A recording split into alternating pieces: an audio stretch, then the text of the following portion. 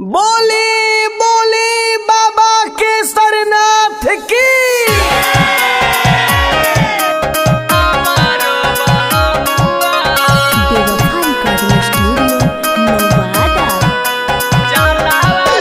Music by DJ विकास राजा।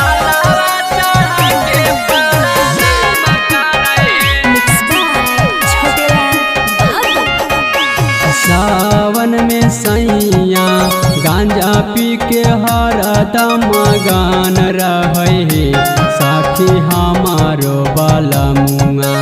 सावन में सैया गांजा पी के हरदम गान रहे साखी हमारो बलमुआ। जलावा चढ़ा के पारा नाम करे साखी हमारो बलमुआ। जलावा चढ़ा के पारा नाम करे साखी हमारो बलमुआ।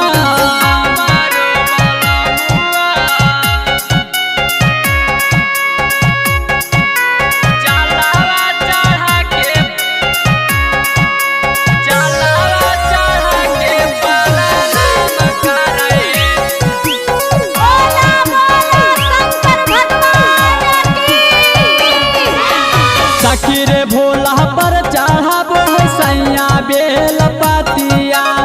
उता नामो शिव जपो है कई दिन रातिया। सखी रे भोला पर चढ़ाबो है सैया बेल पतिया। उता नामो शिव जपो है कई दिन रातिया।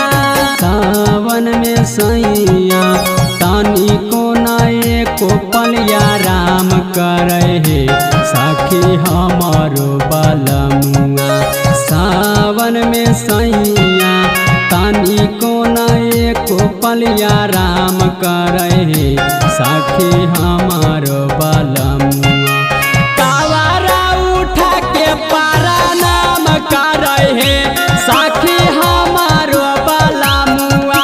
जलावा चढ़ा के पारा नाम करे साखी हमारो बलमुआ।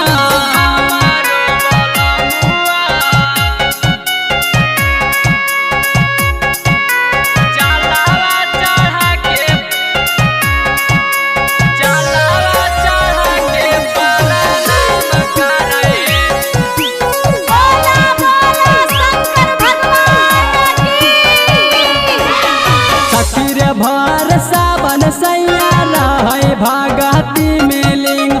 उता माला जप कर अंगरी पागी नागी। सखी रे भर सावन सैया रहे भगती में लिंग। उता माला जप कर अंगरी पागी नागिन। अहिरा कुपेसर लाला छोटू रंजन संगे प्रोग्राम करे साखी हमारो बलमुआ। अहिरा कुपेसर लाला आशीष यादव संगे प्रोग्राम करे साखी हमारो बलमुआ।